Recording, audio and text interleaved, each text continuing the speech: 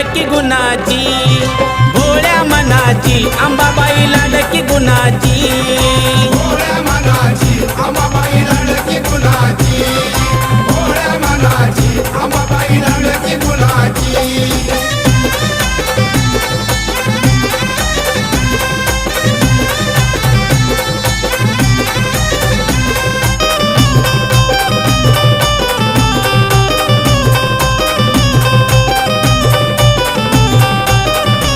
नवरात्रीच्या 9 माळी काही सांगू मी तिचा डौल, इच्छा मनाची पूर्ण करून देते तुळजाई उजवा कौल.